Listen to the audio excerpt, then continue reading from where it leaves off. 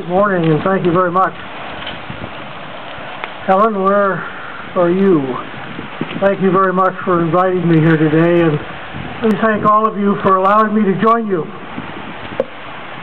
You know, across this great country today, in villages and towns, major cities, there will be people standing like we are, maybe not as cold, but here for the purpose of recognizing an obligation that we have. You know, there's something special about being in Elizabeth. I believe that it represents small town America, rural America, and I do believe that our small towns and our rural America relates to our founding fathers, to our history better than other areas of the country. And in the more than 2 decades that I wore the uniform of an American fighting man, I had the honor to serve with so many young men and women who came from these same communities like Elizabeth, who their parents sent them to meet a duty that they felt they had. They did it, and they did it in a credible and a heroic way in many respects. And I remember them very well. I learned from them. It was my honor to serve with them and stand with them, just like it is here today. I remember them all. You know, I was reading your memorial there. Elizabeth has been sending people off to do their duty to our country since the War of 1812. That's quite a commendable record. It's something that you can all take great pride in. Every one of those names on that are people that we honor. If any of you have had the opportunity to visit Washington and go to the Vietnam Memorial, you understand the impact, the tremendous impact that names have. When you stand there in front of that memorial, you can't help but sense and appreciate the duty, the honor, the commitment, the sacrifice that these men and women gave to this country and to our cause.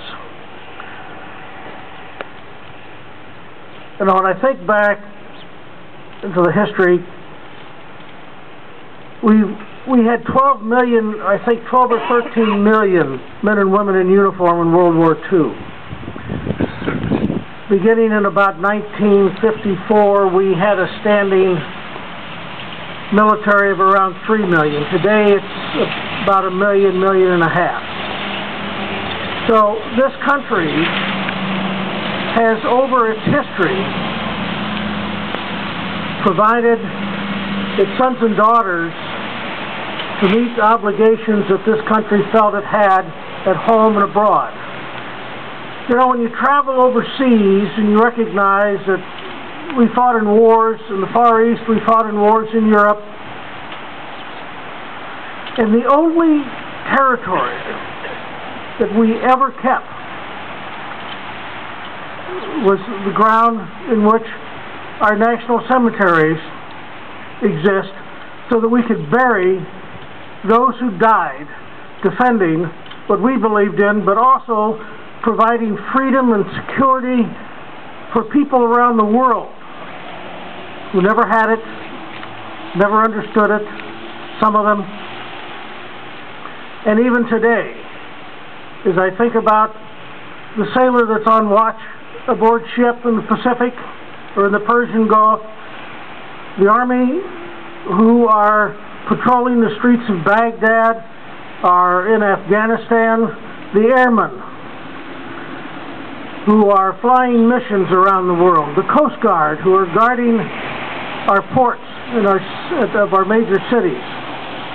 We continue to meet our obligation. We continue to understand that the cost of freedom is very high.